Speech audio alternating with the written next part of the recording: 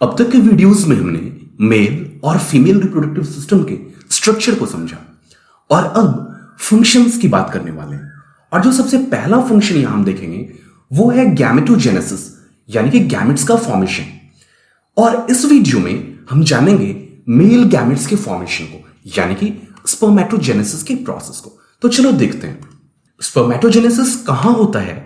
ये तो आपको पहले से पता है, टेस्टिस के अंदर जो सेमनिफेरस ट्यूब्यूल्स होते हैं उनमें स्पर्मेटोजेनेसिस का प्रोसेस होता है। देखो यहां एक सेक्शन दिखाया गया है आपको, और यहीं पर क्या हो रहा होता है भाई, स्पर्मेटोजेनेसिस का पूरा प्रोसेस हो रहा होता है। चलो इस प्रोसेस को थोड़ा डिटेल में समझते हैं।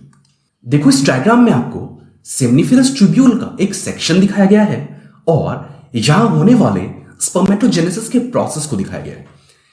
ये जो हिस्सा है ये बेसमेंट मेम्ब्रेन है सेमनिफेरस ट्यूब्यूल का। यहां पर कुछ सेल्स होते हैं जिन्हें कि हम स्पर्मेटोगोनिया सेल्स कहते हैं। और ये जो स्पर्मेटोगोनिया सेल्स हैं ये स्टेम सेल्स हैं। स्टेम सेल कहने का मतलब ये ऐसे सेल्स हैं जो कि किसी भी दूसरे तरह के सेल में डिफरेंशिएट हो सकते हैं। तो चलो एक स्पर्मेटोगोनियम को लेते हैं और देखते हैं कि कैसे ये स्पर्म सेल को बनाता है। देखो सबसे पहले तो यहां पर मल्टीप्लिकेशन होगा, यानी कि स्पर्मेटोगोनियम जो है वो डिवाइड करके माइटोसिस के थ्रू बहुत सारे स्पर्मेटोगोनिया को बनाएगा। क्यों भाई, कुछ स्पर्मेटोगोनिया तो चले जाएंगे स्पर्म सेल्स को बनाने के लिए और बाकी रह जाएंगे जो कि इस प्रोसेस को आगे कंटिन्यू करेंगे। जैसे कि देखो यहां पर माइटोसिस हो रहा है, एक स्पर्मेटोगोनिया बना और ये रुक गया, इस प्रोसेस को आगे ये कंटिन्यू करेगा, ये फिर डिवाइड करेगा और स्पर्मेटोगोनियम को रिप्लेनिश करता रहेगा। जो दूसरा स्पर्मेटोगोनियम यहां बना है वो आगे बढ़ेगा अब स्पर्म सेल्स को बनाने के लिए। देखो सबसे पहले इसमें ग्रोथ होगा, कुछ डिफरेंशिएशंस होंगे, यानी कि यहां पर कुछ चेंजेस आएंगे और डिफरेंशिएशन के बाद ये कहलाएगा प्राइमरी स्पर्मेटोसाइट। क्या कहलाएगा? Primary spermatocyte. प्राइमरी स्पर्मेटोसाइट में मियोसिस स्टार्ट हो जाएगा और जो मियोसिस फर्स्ट होगा उसके बाद ये कहलाएगा सेकेंडरी स्पर्मेटोसाइट। क्या कहलाएगा? Secondary spermatocyte. और कितने सारे सेकेंडरी स्पर्मेटोसाइट्स बनेंगे? मियोसिस फर्स्ट के बाद 2 सेकेंडरी स्पर्मेटोसाइट्स बन रहे हैं। कितने सारे बन रहे हैं भाई? 2 बन रहे हैं, एक ये और दूसरा ये।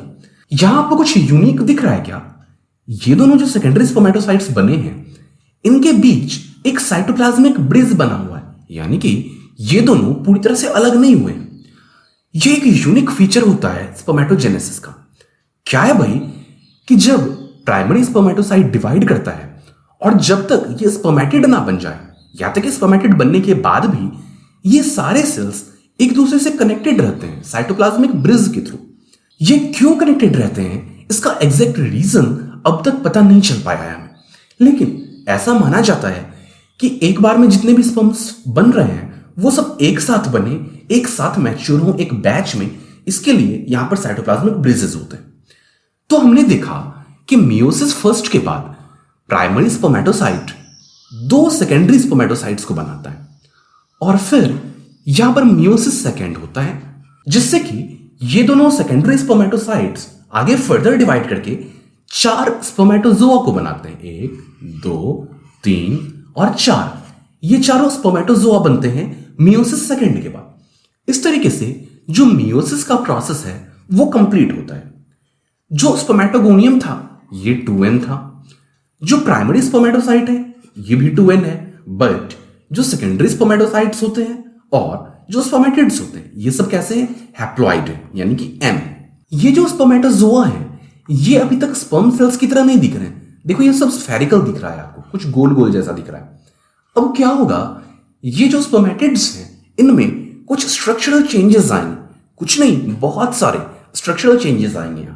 जैसे कि जो एक्स्ट्रा साइटोप्लाज्म होगा वो सब हटा दिया जाएगा, बहुत सारे सेल ऑर्गेनल्स हटा दिए जाएंगे, जो न्यूक्लियस होगा वो पॉइंटेड बन जाएगा, जो गोल्गी कॉम्प्लेक्स होगा वो आगे टिप पर आकर एक्रोसोम बना देगा, मिडिल पीस बनेगा यहां जिसके अंदर माइटोकॉन्ड्रिया एक रिबन के फॉर्म में अरेंज हो जाएगा, यहां पर टेल का फॉर्मेशन होगा। तो ये सारे चेंजेस होंगे और फिर ये कहलाएगा स्पर्मेटोजोआ। क्या कहलाएगा भाई? स्पर्मेटोजोआ। लेकिन ये जो स्पर्मेटोजोआ बना है ये अभी भी बहुत ज्यादा काम का नहीं है, क्योंकि ये खुद से मूव भी नहीं कर सकता है। अब क्या होगा, इसे भेजा जाएगा एपिडिडाइमिस के पास, जहां पर ये 14-15 दिन रहकर मैच्योर होगा। ये खुद से चल करके भी नहीं जा पाएगा एपिडिडाइमिस के पास। सर्टोली सेल से कुछ फ्लूइड आएंगे और वो फ्लूइड इसे पुश करके भेजेंगे कहां? एपिडिडाइमिस के अंदर।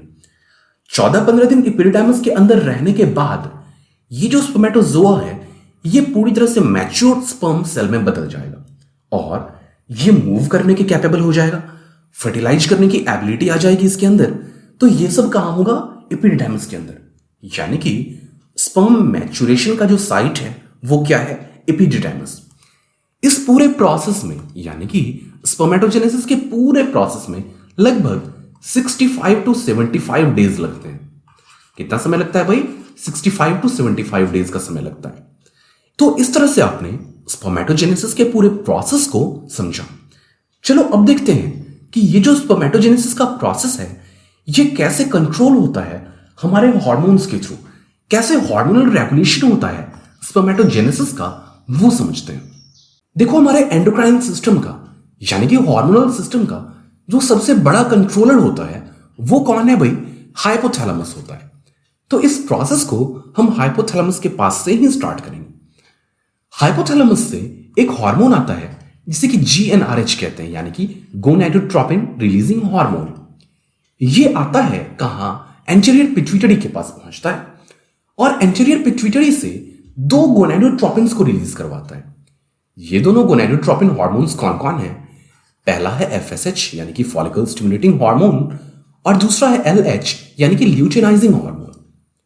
जो ल्यूटेनाइजिंग हार्मोन है इसे ही ICSH यानी कि इंटरस्टिशियल सेल स्टिमुलेटिंग हार्मोन भी कहते हैं। देखो, ये FSH क्या करता है? सर्टोली सेल्स के पास जाता है और सर्टोली सेल्स से एंड्रोजन बाइंडिंग प्रोटीन को रिलीज करवाता है, ABP, एंड्रोजन बाइंडिंग प्रोटीन। अब ये एंड्रोजन बाइंडिंग प्रोटीन क्या करता है थोड़ी देर में समझते हैं।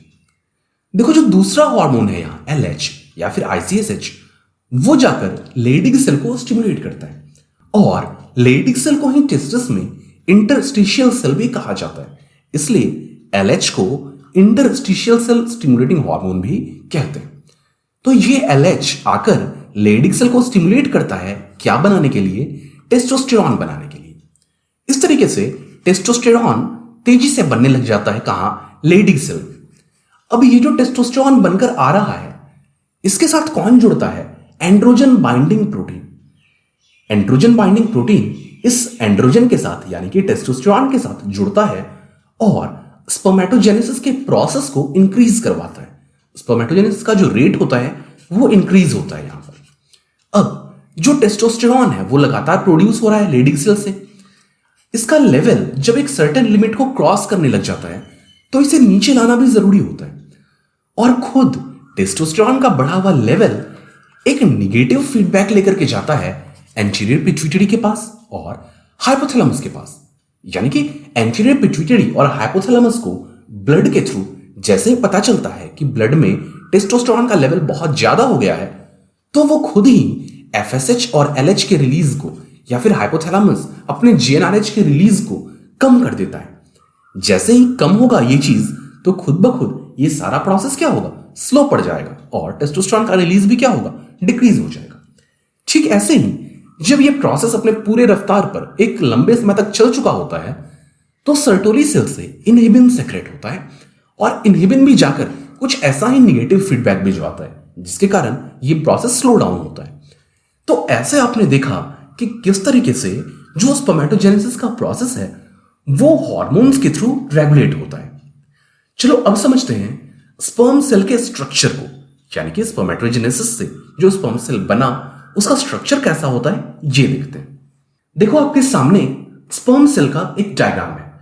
इसके पूरे स्ट्रक्चर को हम 3 हिस्से में बांट सकते हैं। जो पहला हिस्सा है वो है हेड, इसके बाद का जो हिस्सा है वो है मिडिल पीस और उसके बाद का जो तीसरा हिस्सा है वो है टेल। हेड के अंदर एक न्यूक्लियस होता है जो कि थोड़ा सा आगे की तरफ पॉइंटेड होता है। न्यूक्लियस के आगे ये जो हिस्सा है ये एक्रोसोम कहलाता है। एक्रोसोम दरअसल गोल्जी कॉम्प्लेक्स से ही बना हुआ होता है। मिडिल पीस के अंदर ये माइटोकॉन्ड्रिया आपको दिख रहा है और ये यहां पर स्पाइरल शेप में होता है या यूको रिबन लाइक स्ट्रक्चर में होता है ये। और ये आपको दिख रहा है टेल पीस। चलो इस स्ट्रक्चर को थोड़ा सा और डिटेल में समझते हैं। तो देखो यहां आपके सामने एक डिटेल्ड डायग्राम है ह्यूमन स्पर्म का। जो पहला हिस्सा है वो है हेड। हेड के बाद ये थोड़ा सा जो आपको एक डिप्रेस्ड पार्ट दिख रहा है ये नेक कहलाता है। नेक के बाद का ये हिस्सा मिडिल पीस है और फिर टेल वाला हिस्सा है। हेड को अगर देखें तो यहां पर आपको न्यूक्लियस दिख रहा है जो कि आगे की तरफ पॉइंटेड है। न्यूक्लियस के ऊपर एक्रोसोम होता है जो कि गोल्जी कॉम्प्लेक्स का ही डेरिवेटिव है। गोल्जी कॉम्प्लेक्स के ट्रांसफॉर्मेशन से यह बना हुआ है। एक्रोसोम के ऊपर एक और लेयर होता है जिसे कि कैप के जैसा हम कह सकते हैं और यह कहलाता है गैलिया कैपाइटिस। गैलिया कैपाइटिस कुछ अलग नहीं है, दरअसल जो गोल्जी कॉम्प्लेक्स एक्रोसोम को फॉर्म करता है ना, उसी गोल्जी कॉम्प्लेक्स का मेम्ब्रेन यहां पर होता है जिसे कि हम गैलिया या फिर गैलिया कैपाइटिस कह देते हैं। एक्रोसोम और गैलिया कैपाइटिस के पास कुछ एंजाइम्स होते हैं जो कि डाइजेस्टिव नेचर के होते हैं। किसी भी चीज को वो डाइजेस्ट कर सकते हैं, जैसे कि एक एंजाइम है हाइलुरोनिडेज और एक है एक्रोसिन। ये सब एंजाइम कब हेल्प करेगा? जबकि ये स्पर्म सेल जाएगा एग सेल को फर्टिलाइज करने के लिए और एग सेल के डिफरेंट लेयर्स को पार करता हुआ, उन्हें डाइजेस्ट करता हुआ ये जाएगा कहां? एग सेल के प्लाज्मा मेम्ब्रेन में फ्यूज होने के लिए। तो वहां तक पहुंचने में ये एंजाइम्स हेल्प करते हैं। यहां देखो आपको एक और चीज दिख रहा है, वो है मैनचेट। इसे आप मैनचेट कह लो या मैनशेट कह लो, जो भी कहना है कह लो। मैनचेट क्या होता है? ये माइक्रोट्यूब्यूल का एक स्ट्रक्चर होता है। एक इधर आप देख रहे हो, एक इधर देख रहे हो। ये परमानेंट स्ट्रक्चर नहीं होता है, टेम्पररी स्ट्रक्चर होता है और स्पर्म सेल के इलांगेशन में ये हेल्प करता है। देखो इसके बाद जो मिडिल पीस है यहां पर आपको दिख रहा है क्या?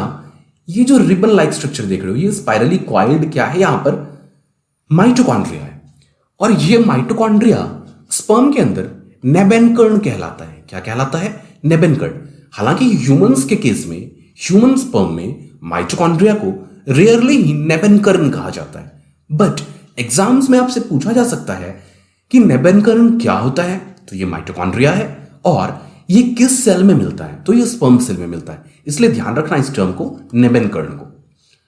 यहां पर नेबेनकर्ण के अलावा और कुछ चीजें होती हैं, जैसे कि सेंट्रियोल्स होते हैं। एक ये प्रॉक्सिमल सेंट्रियोल है और दूसरा ये डिस्टल सेंट्रियोल।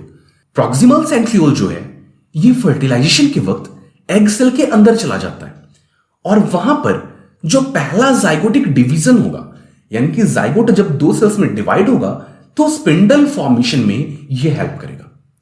और यहां देखो डिस्टल सेंट्रियोल से कुछ एक्सियल फिलामेंट्स निकलते हैं जो चले जाते हैं कहां? टेल के अंदर।